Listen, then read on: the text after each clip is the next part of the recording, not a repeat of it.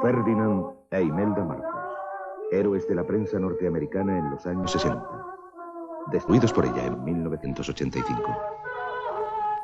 Nunca los medios de comunicación de Estados Unidos contribuyeron tanto a la caída de un dictador. Durante 20 años, los Marcos mimaron a los periodistas, y estos, en su mayoría, les correspondieron.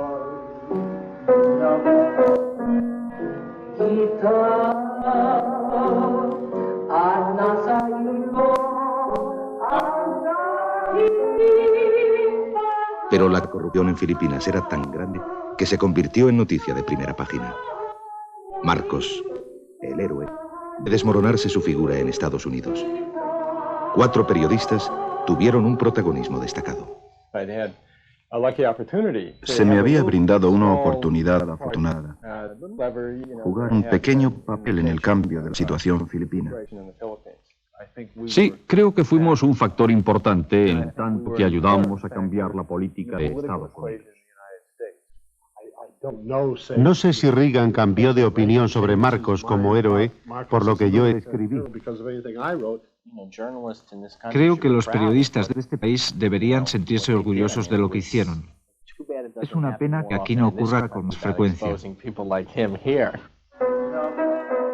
Hoy, Imelda Marcos, en su exilio de Honolulu, espera el día en que tendrá que comparecer ante un tribunal de Nueva York para responder a las acusaciones de fraude y conspiración. Ya solo la colocan en primera página acontecimientos desagradables.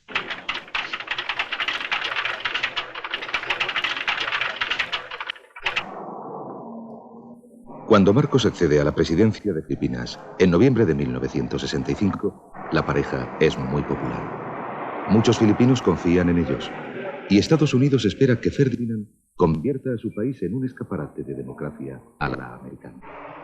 Marcos, por su parte, tiene sus propias expectativas y no tardará en desvelarlas.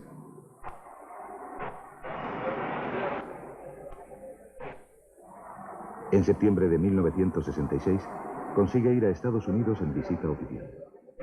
Las buenas relaciones con la administración norteamericana son una importante baza cara a los filipinos, y Marcos la jugará durante toda su permanencia en el poder. Johnson invita a Marcos porque desea que éste apoye su política en Vietnam y mande soldados filipinos a ese país. Pero Marcos da buenas palabras y pide dinero.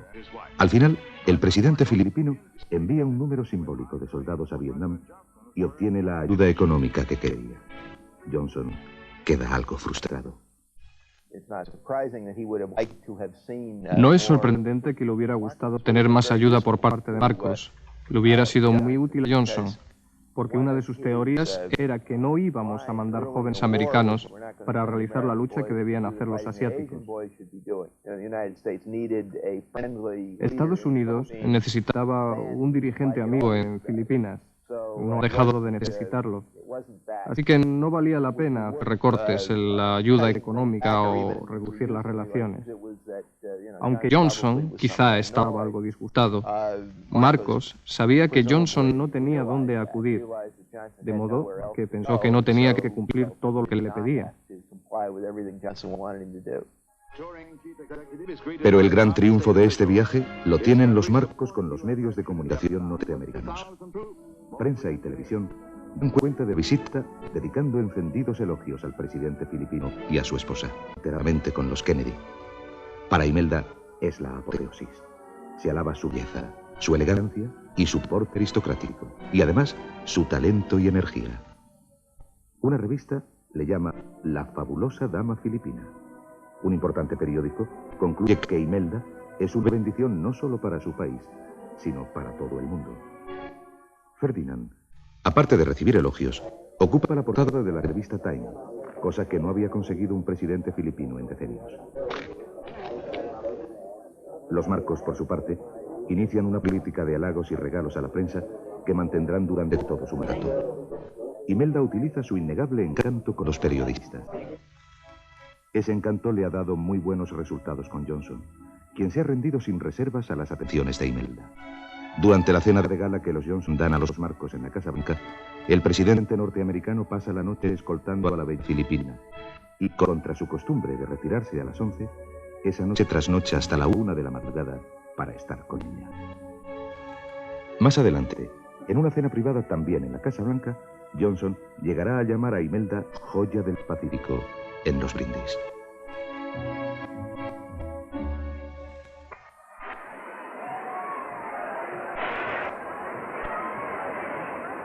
La administración norteamericana sabe que en Filipinas hay pobreza y corrupción. Pero también es cierto que Marcos ha dado pasos para ampliar el cobro de impuestos e invertir el dinero en escuelas, carreteras y en mejorar la agricultura.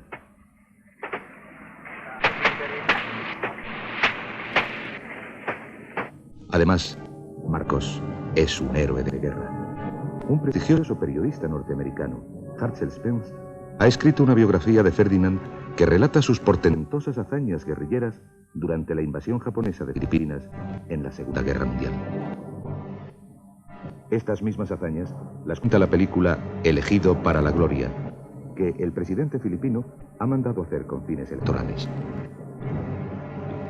Marcos se ha fabricado una leyenda según la cual ha recibido cerca de 30 medallas y distinciones militares americanas y filipinas por sus acciones como jefe de un grupo guerrillero. Aunque el Pentágono tiene documentos que cuentan una historia muy distinta, ningún militar norteamericano parece interesado en sacar estos papeles a la luz. Durante muchos años, los sucesivos presidentes norteamericanos, a excepción de Carter, elogiarán al héroe que ha luchado al lado de Estados Unidos contra los japoneses. Y la prensa hará algo como fuente fiable. Pasarán muchos años antes de que los ojos de los periodistas se abran. En julio de 1969, meses después de su elección, Nixon visita Manila. Vietnam está en juego otra vez. El presidente norteamericano necesita carta blanca en el uso de las bases en Filipinas. En este viaje, los Marcos consiguen establecer una relación de amistad con Nixon. El lujo de la fiesta que Imelda celebra en honor del presidente norteamericano hace que este pregunte a uno de los periodistas asistentes: ¿ha visto usted alguna vez cosa semejante? Además de esta ostentación, la prensa también puede ver barrios de chabolas en donde la pobreza continúa siendo ofensiva tras casi 4 años de mandato de Marcos. En 1969, la mitad de los niños filipinos menores de 10 años sufren desnutrición y 1 de cada 10 es subnormal por causa de esa desnutrición.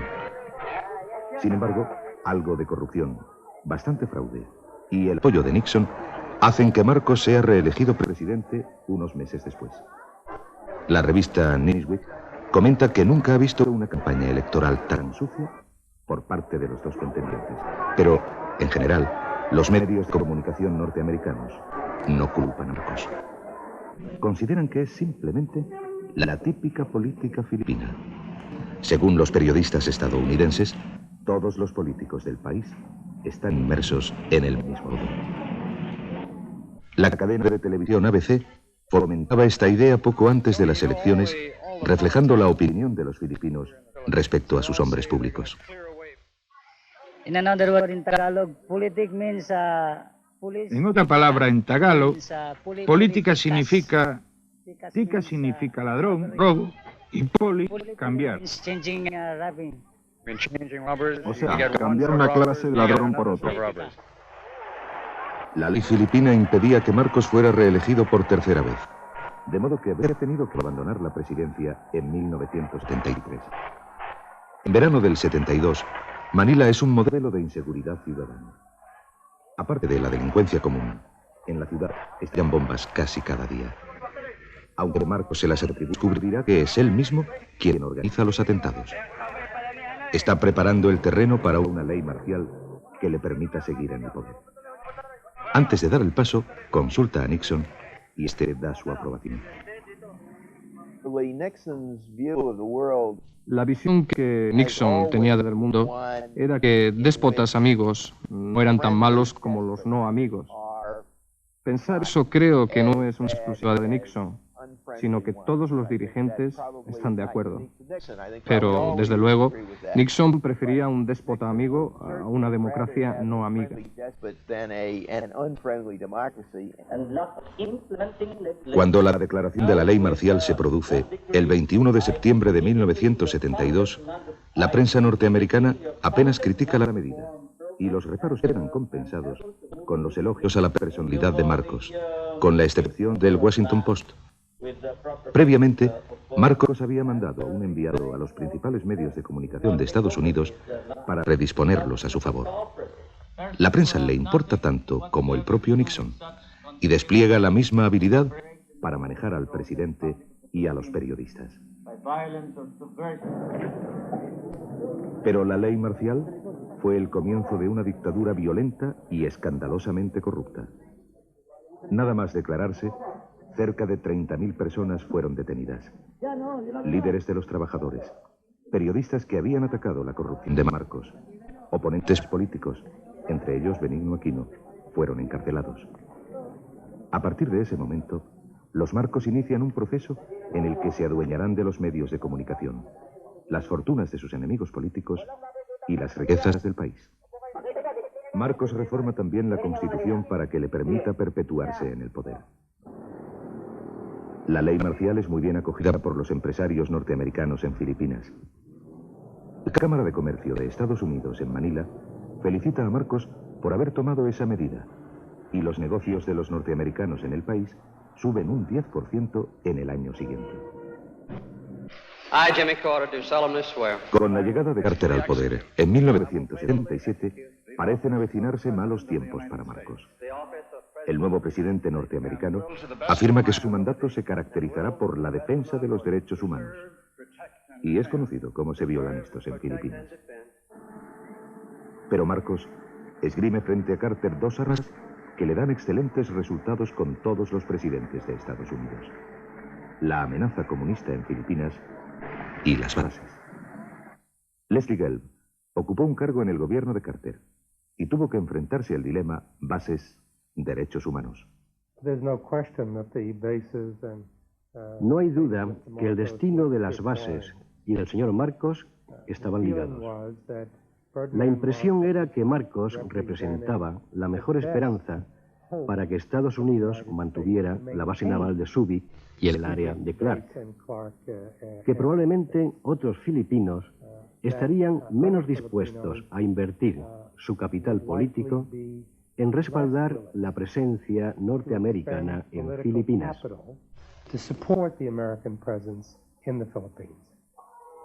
Las bases no eran muy populares entre los filipinos.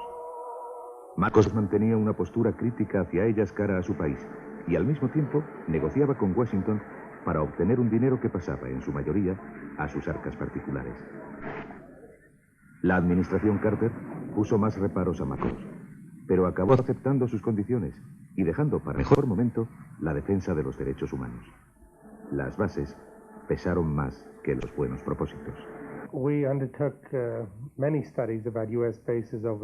Abordamos varios estudios sobre bases americanas en el extranjero, incluyendo especialmente las de Subic y Clark en Filipinas. Y la conclusión fue que estas bases eran realmente importantes para mantener la capacidad naval americana en el este de Asia y en el Pacífico.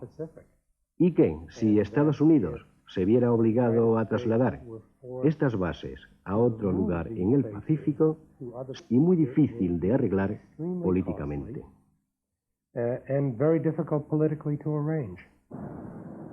Durante el mandato de Carter, a finales de los años 70, la corrupción ha llegado a extremos increíbles en Filipinas, al amparo de la ley marcial. Marcos, encubierto por sus fieles, monopoliza la compra de las dos principales producciones del país, el coco y el azúcar, y las revende en el extranjero con enormes ganancias. Algunas importantes empresas norteamericanas consiguen sus contratos en Filipinas a base de elevadas comisiones que van a parar al presidente filipino a través de intermediarios. Especialmente escandaloso es un contrato de la Westinghouse para construir una central nuclear. Los Marcos han nacionalizado las líneas aéreas filipinas De modo que Imelda utiliza los aviones como propios, llegando incluso a transportar un piano para entretenerse en sus viajes. La primera dama filipina ha construido desde entonces su propio poder político y se dedica a comprar lealtades y acumular dinero, lo mismo que su marido. Entre otras cosas, cobra el 25% de los beneficios de todas las empresas filipinas. Si alguna se niega a pagar, es perseguida por el gobierno. El grueso de estas riquezas se destina a inversiones varias en el extranjero, sobre todo a partir de la caída del Shah de Persia, en la que Imelda ve un aviso de su posible futuro.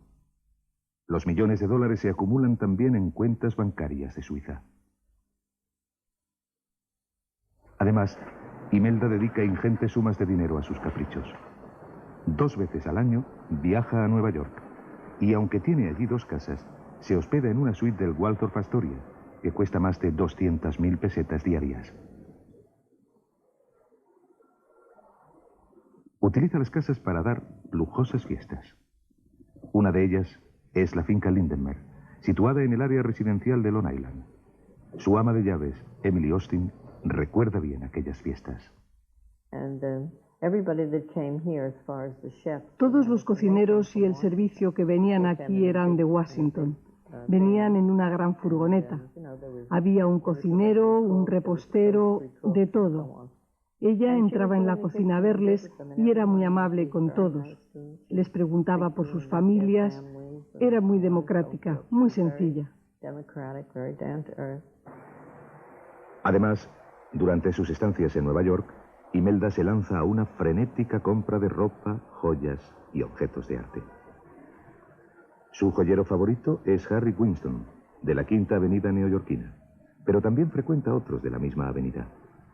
En un solo día, llega a gastarse más de 300 millones de pesetas en unas cuantas joyas. Sus excesos en arte y antigüedades son aún mayores. En una ocasión, compra todos los objetos de una subasta de Sotheby's, que costaban más de 700 millones de pesetas, y luego quiere adquirir también la casa en donde se guardan. La corrupción de los Marcos, unida a la creciente pobreza en Filipinas, llama la atención de algunos periodistas norteamericanos, que a finales de los años 70 comienzan a publicar esporádicas y duras informaciones sobre el tema. Pero Marcos tiene aún una gran parte de la prensa americana a su favor, y estos reportajes aislados no llegan a dañar su imagen. Cuando Reagan llega al poder, se inicia una era dorada en las relaciones entre los Marcos y la Casa Blanca. Ronald y Nancy son amigos de la pareja filipina desde que, en 1969, viajaran a Manila enviados por Nixon. Reagan era uno de los admiradores de Marcos por su historial militar. Él creía que Marcos había hecho todas esas cosas, que había ganado todas esas medallas y había dirigido esa organización guerrillera. Y desde luego era un historial impresionante. Si alguien hubiera hecho algo así, sería una persona poco corriente. Con Reagan, los Marcos consiguen su sueño de hacer otra visita oficial a Washington. La recepción es inmejorable. La prensa, en general, los trata bien. Y Reagan alaba sin sonrojo a Ferdinand por su lucha por la justicia, la democracia y la libertad. Además, recuerda su heroísmo en la lucha contra los japoneses. Pero precisamente durante este viaje se pone en duda por primera vez la autenticidad de las medallas de guerra de Marcos.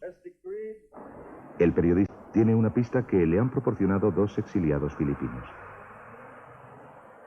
Marcos es invitado a comer en el diario. Marcos y algunos de sus dignatarios vinieron a comer al Post, y yo era uno de los asistentes.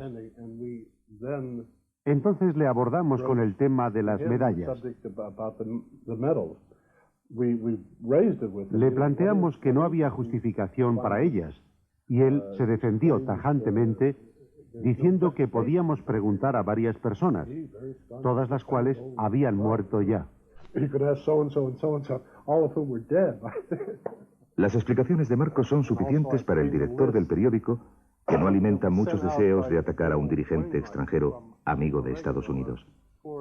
Pero no convencen a un periodista como Sharkey, que no tiene compromisos políticos, de modo que sigue investigando. Los resultados son sorprendentes. Marcos ha mentido sobre sus medallas americanas.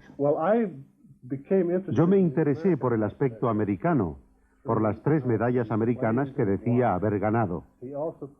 Además, alegaba que se le había propuesto para nuestra máxima medalla, la Medalla del Honor. Comencé a investigar en los varios archivos de la zona de Washington y finalmente llegué a la conclusión de que a Marcos nunca le fueron concedidas esas medallas. John Sharkey publica su hallazgo en 1983 sin que en apariencia tenga ninguna repercusión. Pero este artículo, junto con los otros publicados a finales de los 70, son los primeros copos de una gran bola de nieve que acabará aplastando el prestigio de Marcos en Estados Unidos. El propio Sharkey seguirá investigando. En el verano del 83 ocurrirá un hecho decisivo para el futuro de Marcos. Su más importante opositor, Benigno Aquino, Ninoy, decide volver desde su exilio en Estados Unidos. Ninoy Aquino, por su personalidad y prestigio, es un rival peligroso. Imelda le ha avisado de que si vuelve puede ser asesinado. En el avión que le lleva a Filipinas, Aquino va acompañado por un grupo de periodistas. Pero al llegar a Manila, unos policías le separan de ellos. Instantes después, es asesinado. Pero son unos testigos peligrosos porque cuentan al mundo lo que ha sucedido. Y entre los que reciben las informaciones están sus propios compañeros, que de pronto empiezan a tener una nueva visión de Marcos. Todo el mundo en el departamento de Internacional estaba atónito. Era desproporcionado. No había cordura o equilibrio en lo que los Marcos harían o dejarían de hacer para mantenerse en el poder. Puede imaginarse la reacción de la prensa, horrorizada, indignada y escandalizada por quienes habían autorizado en Filipinas ese asesinato.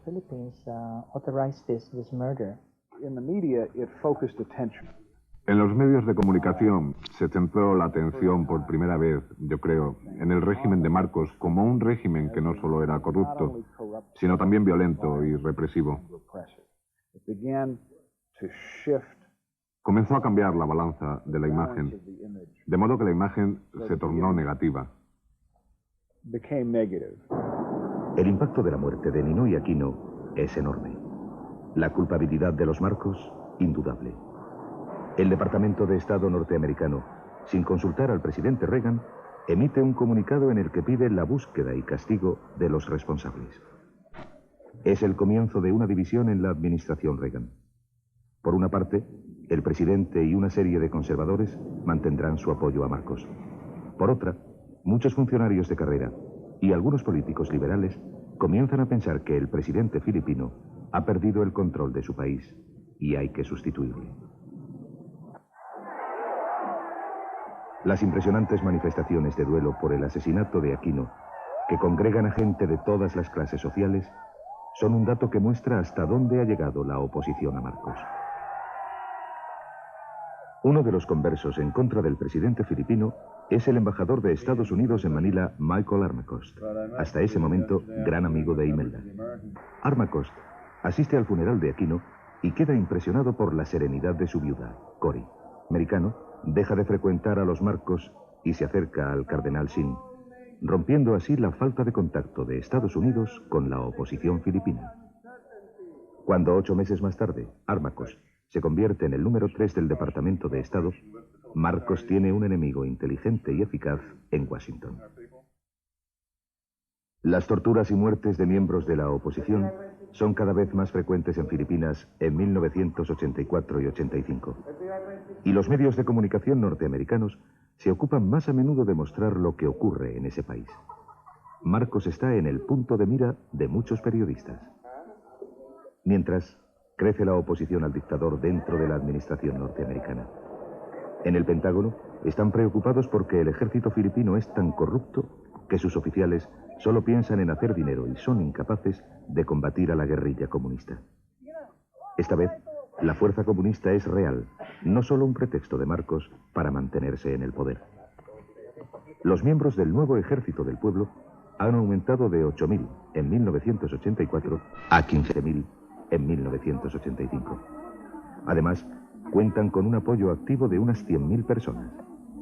Al ser la única oposición bien organizada, gentes de buena voluntad e ideología no comunista se integran o colaboran con ella, sacerdotes y monjas incluidos. Su política, además, no es solo la violencia. También crean escuelas y ayudan a los indigentes. Reagan, como los anteriores presidentes norteamericanos, conoce bien la situación de Filipinas por los informes que recibe de la CIA, entre otras fuentes. Pero su única reacción es presionar a Marcos para que haga cambios. Las presiones no tienen ningún efecto porque, al mismo tiempo, el presidente norteamericano lucha para que el Congreso no rebaje la ayuda a Filipinas. Un círculo de conservadores que rodea a Reagan apoyan su postura. Pero a principios de 1985, varios periodistas estadounidenses han comenzado la situación.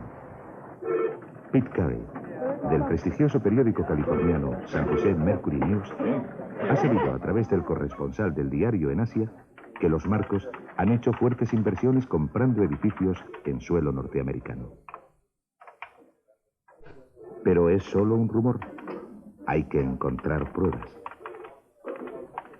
En su casa, Carey conecta su ordenador al de una empresa que se ocupa de las inversiones inmobiliarias en Estados Unidos e inicia una compleja indagación. Lo que hice fue buscar, a través de una empresa dedicada a investigaciones sobre la propiedad en todo el territorio nacional, todas las fincas compradas en Nueva York y Long Island. Y luego viajé a Nueva York para recoger documentos in situ. Las investigaciones, que duraron 6 meses, llevan a Carey a la finca Lindenberg. Todos saben en el vecindario que Imelda la utiliza para sus fiestas, pero no ha sido posible demostrar que sea suya, aunque otros periodistas lo han intentado antes. En Estados Unidos hay normas que permiten ocultar la identidad de los propietarios y los Marcos las han aprovechado. Para sus inversiones han utilizado sociedades que a su vez eran propiedad de otras sociedades, de modo que se establecía una cadena que hacía imposible conocer el nombre de los auténticos compradores. Imelda había adquirido la finca con otros socios a los que luego compró su parte. Pero su avaricia le llevó a estafar $2 millones a 2 de ellos, por lo que la demandaron. Pete Carey, siguiendo una pista encontrada en su investigación, fue al juzgado de Long Island para ver si había algún pleito en relación con esta propiedad.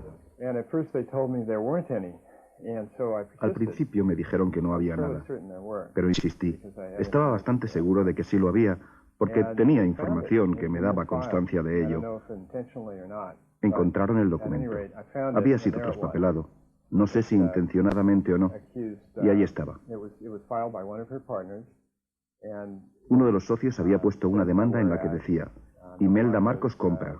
Ben se dedica a la propiedad inmobiliaria en Nueva York. Esta fue la primera vez, quizá la única, que aparecía su nombre en un documento público. Y para mi fortuna, Imelda utilizaba el mismo abogado que usó en otras actuaciones jurídicas y para otras propiedades. Esto hizo que se ataran todos los cabos. A Carey, sin duda, le acompañó la suerte, porque este documento solo permaneció una semana en el juzgado. Imelda pagaría la deuda para evitar publicidad, pero ya era demasiado tarde. Esta prueba hace que las piezas comiencen a encajar. Pete Carey construye el rompecabezas de las inversiones de los Marcos y de algunos de sus fieles en Estados Unidos. A finales de junio del 85 se publica el resultado de la investigación. Carey y otros 2 compañeros del periódico que han colaborado con él recibirán el premio Pulitzer. En estas páginas se cuenta cómo han sido sacadas ingentes sumas de dinero de Filipinas y cómo han sido invertidas en comprar bancos y propiedades en California y Nueva York. Aunque las informaciones del Mercury News tienen eco en la prensa norteamericana, la mayor repercusión se produce en Filipinas, en donde la oposición las emplea como un arma. Basándose en ellas, el Congreso filipino trata de procesar a Marcos, aunque la iniciativa, naturalmente, no prospera. Un documento confidencial de la Embajada de Estados Unidos en Manila, al que ha tenido acceso este programa, transmite a Washington esa repercusión y luego comenta que los hallazgos del periódico pueden tener mayores consecuencias a largo plazo. Dice también que el gobierno de Marcos sospecha que hay una mano oculta de la administración norteamericana tras las informaciones y que esa mano podría ser la CIA. Asimismo, el documento revela que Marcos estaba furioso con Imelda por no haber escondido mejor sus inversiones. Pero la historia de las riquezas ocultas no ha terminado. También a principios de 1985, un reportero de la revista Village Voice, William Baston, ha sabido, por un amigo que conoce el mercado inmobiliario, que se sospecha que los Marcos están haciendo fuertes inversiones en Nueva York. Dos abogados, los hermanos Joe y Ralph Bernstein, han despertado esas sospechas. Ellos podrían ser los intermediarios de los Marcos. Ocurrió que la gente se interesaba mucho por los Bernstein, porque no podían imaginarse de dónde procedían, por qué irrumpieron en escena y empezaron a comprar todos esos edificios. Y normalmente, a no ser que tengas un historial, unos antecedentes, la gente empieza a preguntarse de dónde ha sacado el dinero para comprar un edificio que cuesta 275 millones de dólares. La pista de los Bernstein y complejas investigaciones que duran casi 10 meses hacen que Baston y un compañero de la revista, Joe Coneson, descubran que los Marcos han comprado 4 impresionantes edificios en Manhattan, además de otros menores. El Crown Building, adquirido por 6.000 millones de pesetas y remodelado gastando 1.800 millones más. Esta remodelación incluyó el panelado en oro de sus torres. Era el preferido de Imelda, quien solía preguntar, al pasar ante él acompañada de amigos, a quién pertenecía ese hermoso edificio. Este rascacielos de 70 pisos situado en Wall Street, el segundo más alto de la zona financiera, por el que Imelda pagó 8.600 millones de pesetas y al que iba para alegrarse en su contemplación, incluso a altas horas de la madrugada, al terminar sus fiestas. El Herald Center, comprado por 7.200 millones de pesetas y también remodelado después. Este edificio de oficinas, situado en Madison Avenue y adquirido por 6.000 millones de pesetas. William Baston descubre cómo Joe Bernstein ha comprado todos estos edificios para los Marcos, ocupándose de que sus nombres no aparezcan. Él conocía muy bien las leyes fiscales y los procedimientos necesarios para que las adquisiciones formaran tal laberinto que les llevó mucho tiempo, incluso a las personas que tenían las escrituras, averiguar quién era el propietario real. Tomemos, por ejemplo, el Herald Center. Su propietario era la sociedad A y el propietario de la sociedad, y de nuevo, los propietarios de la sociedad B eran las sociedades C, D y E. Esto resultaba un laberinto increíble que se enredaba sobre sí mismo. Cuando creía que ya lo tenía, mirabas un poco más y descubrías más y más sociedades. Baston y Coneson publican sus hallazgos con el titular Marcos toma Manhattan. Las inversiones, aunque cuantiosas, representaban solo una pequeña parte del dinero que los Marcos habían sacado de Filipinas, pero tocaban el corazón de Estados Unidos, Nueva York. El congresista neoyorquino Stephen Sollard, que se contaba entre los que deseaban el relevo de Marcos, se siente implicado y empieza a celebrar unas vistas en el Congreso que poco a poco demostrarán que no solo es cierto lo publicado por el Village Voice, sino que aún hay más cosas que pueden ser delictivas. Los Bernstein, que habían negado todo ante los periodistas, tienen que reconocer que mintieron. Más tarde, la justicia norteamericana descubrirá que también Adnan Khashoggi estaba implicado en los manejos de los Marcos. El multimillonario saudí había actuado como tapadera para inversiones inmobiliarias y en la venta de objetos de arte. Pero los negocios fraudulentos de Imelda y Ferdinand eran tan numerosos que hacía falta tiempo para destapar su amplitud. Tras los golpes asestados a Marcos por las investigaciones del Mercury News y el Village Voice, Reagan y sus conservadores consiguen convencer al dictador para que convoque unas elecciones anticipadas que den un barniz democrático al régimen. Marcos anuncia esas elecciones en la televisión norteamericana en vez de hacerlo ante sus propios conciudadanos, demostrando que le importa más la opinión pública americana que la de su propio país. El presidente filipino comparece ante la televisión estadounidense intentando reparar su dañada imagen. Los conservadores de Reagan confían en que lo consiga. Marcos firma la convocatoria de elecciones para el 7 de febrero. Los oponentes norteamericanos al dictador se movilizan en Washington. Para entonces, ya tiene enemigos en el Congreso, el Pentágono, la CIA y, sobre todo, en el Departamento de Estado. La alternativa a Marcos es Cory Aquino, que tiene la imagen de una bondadosa ama de casa y no de una ganadora de unos comicios que se anuncian duros. Además, está en contra de las bases norteamericanas y a favor de negociar con los comunistas.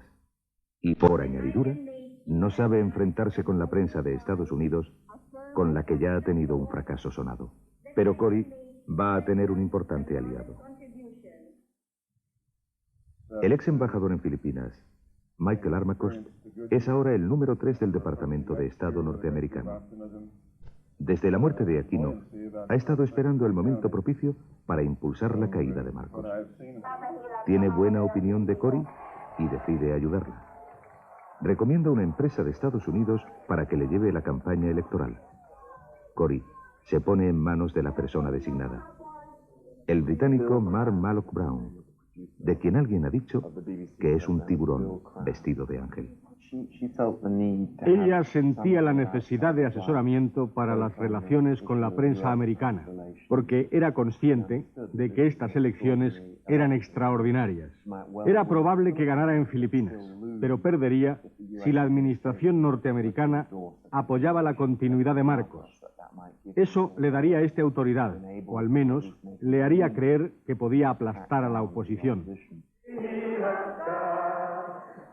Brown, tras ver algunos mítines de Aquino, le dice: van a rezar por usted y a votar por Marcos.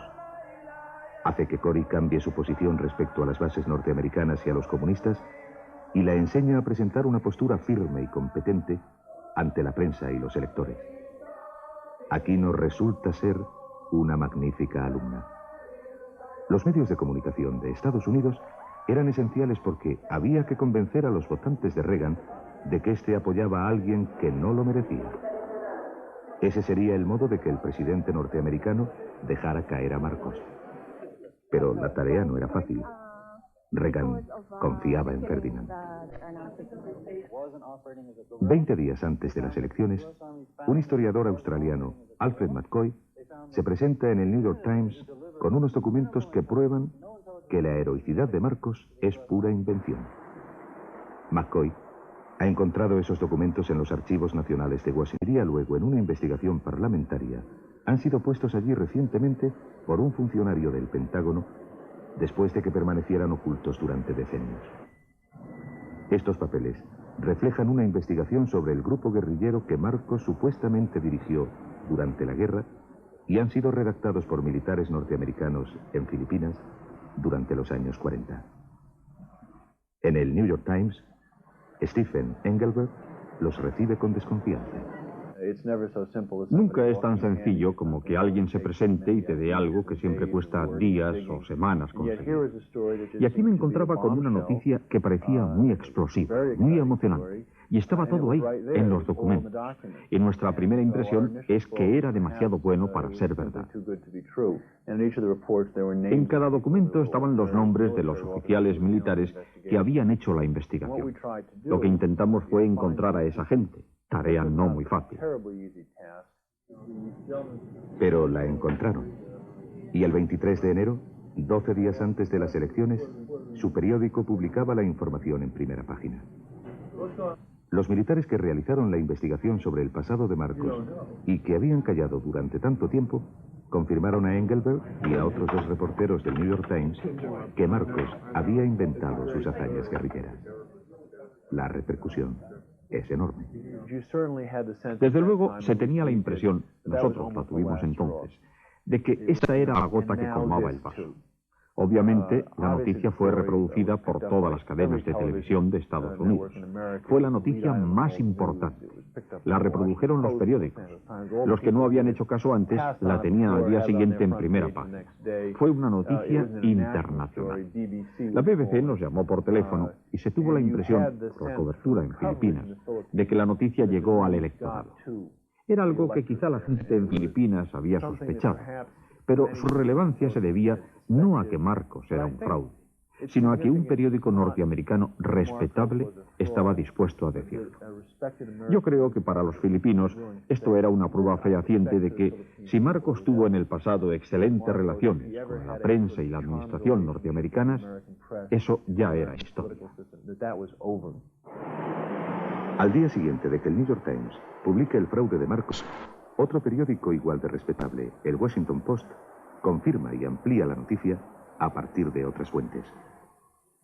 John Sharkey, después de escribir en 1983 que Marcos nunca había ganado medallas de guerra norteamericanas, siguió investigando. Cuando sus hallazgos estuvieron listos para publicarse, su periódico los retuvo durante semanas sin decidirse a imprimirlos hasta que el New York Times rompió el fuego. En el curso de una investigación, le fueron negados a Sharkey los documentos que luego tendría el New York Times. Sin duda, los pidió antes de tiempo. Aunque esos documentos debían estar abiertos al público por su antigüedad, tenían ya 40 años, resulta que implicaban a otro país, según dijeron en el Departamento de Estado, y además al dirigente de ese país. Y por eso estaban sujetos a limitaciones especiales que los alejaban del público, y especialmente de los periodistas investigando esas cuestiones. Sin embargo, a lo largo de 3 años, Sharkey intentó otros caminos, y a través de los archivos australianos, probó que Marcos no solo no fue un valiente guerrillero, sino que colaboró con los japoneses como propagandista. La imagen de héroe del dictador queda definitivamente hecha pedazos. La efervescencia de la prensa extranjera con el tema de Marcos no es menor en Filipinas. Desde muy poco después de anunciarse las elecciones, los periodistas han comenzado a llover sobre Manila. Son cerca de 1 millar. Nunca ha habido tantos. Las 3 cadenas más importantes de televisión norteamericanas han destacado amplios equipos.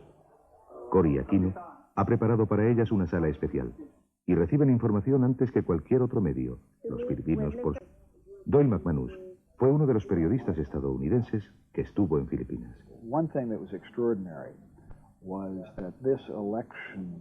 Algo extraordinario en estas elecciones es que se celebraron claramente, por una parte, para los filipinos y por otra, para la prensa americana. La prensa extranjera jugó un papel esencial en el proceso de las elecciones. Todos los miembros del gobierno de Marcos y los que participaban en la campaña de Aquino acudían a los periodistas en el Hotel Manila. El viejo y gran Hotel Manila era la sede de la prensa extranjera. Había 4 o 5 estudios de televisión instalados allí y realmente tenía el ambiente de ser el ojo del huracán. De forma extraña, era casi el punto central del proceso.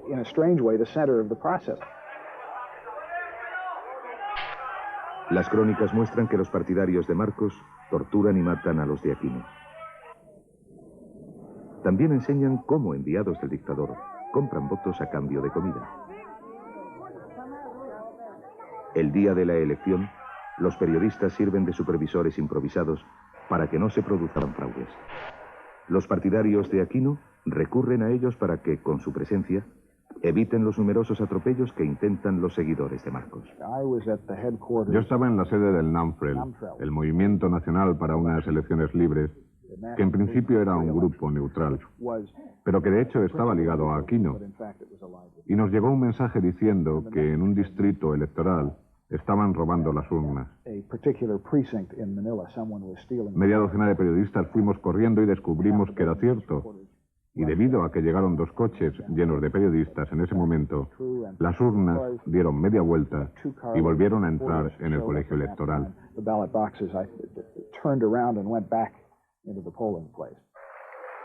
También la televisión muestra cómo, durante el recuento de votos, los operadores de los ordenadores abandonan sus puestos, quejándose de que les obligan a hacer fraude.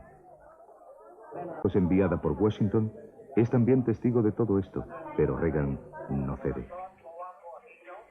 Después de que Aquino por un lado y Marcos por otro se proclamen vencedores de las elecciones, el presidente norteamericano afirma que ha habido fraude por las 2 partes. La declaración es tan escandalosa por lo que respecta a Aquino que luego deberá rectificarla. Pero aún se resiste a retirarle el apoyo a Marcos. Cory emprende una campaña en la televisión norteamericana. La mano de su asesor, Mark Malloch Brown, se ve tras esta política. El logro final fue que ganó al presidente Reagan en su propio terreno. Cuando él aún pensaba en apoyar a Marcos, ella le venció en el único juego que él entendía, que era la opinión pública norteamericana, los noticiarios de cada noche en América. Hizo campaña ahí contra él y le ganó con esa audiencia. Para entonces, hasta los periodistas más fieles a Marcos se están volviendo contra él en prensa y televisión. También, muchos conservadores que le apoyaban aconsejan ahora a Reagan que le deje caer. La situación empeora cuando Enrile y Ramos se sublevan. La CIA les ha ayudado. Los 2 militares dan una rueda de prensa para explicar su acción. No están muy seguros de que la rebelión triunfe. Necesitan apoyos. El apoyo va a venir del pueblo y de la iglesia. Masas de filipinos se interponen entre los soldados de Marcos y los sublevados para protegerlos. El presidente filipino no se atreve a ordenar un ataque que sería una masacre, en parte porque la prensa internacional está allí con sus cámaras. Al fin, Reagan cede ante una nueva y poderosa razón que se acumula sobre las anteriores. Si se produce un enfrentamiento, solo los comunistas ganarían. A su pesar, el presidente norteamericano le dice a su amigo Ferdinand que es hora de marcharse y le ofrece asilo político en Estados Unidos. El 26 de febrero de 1986, la destronada pareja viaja hacia Honolulu en un avión estadounidense. Imelda se queja de las incomodidades del aparato y luego pasa a cantar repetidamente New York, New York. Ferdinand murmura que le gustaría tener un martillo para darle con él en la cabeza y hacerla callar. El exdictador está muy enfermo, pero aún vivirá 3 años más. No cabe duda de que quien derribó a Marcos fueron los propios filipinos en las urnas y en la calle. Pero los medios de comunicación y sectores de la administración norteamericana tuvieron un papel esencial en que la caída fuera más rápida e incruenta. Este programa indagó hasta qué punto esos sectores de la administración, más o menos directamente, proporcionaron información a los periodistas. Pete Carey, William Baston y John Sharkey no tuvieron ninguna. En otros casos de informaciones reseñadas aquí y en otras no reseñadas, parece que fue diferente. Sí, creo que mucho de esto no se hubiera hecho tan rápidamente sin alguna fuga de información divulgada por miembros de la administración. Cuando representantes de la administración tienen una historia que les gustaría contar, la cuentan a veces en ruedas de prensa y otras hablando individualmente con los periodistas, sugiriendo cosas que podrían buscar. No hay ninguna duda de que eso ocurrió. De cualquier modo, la prensa fue un arma poderosa, un arma que ayudó a que Imelda, amiga personal de Nancy y Ronald Reagan, permanezca hoy recluida, en libertad bajo fianza, en Honolulu. La justicia norteamericana la persigue. Se acabaron los tiempos en que los medios de comunicación y los políticos se dedicaban a alimentar el mito de los fabulosos Marcos. Imelda, que vivió para la prensa, raramente se muestra ahora a ella. No le gusta cómo la tratan los periodistas.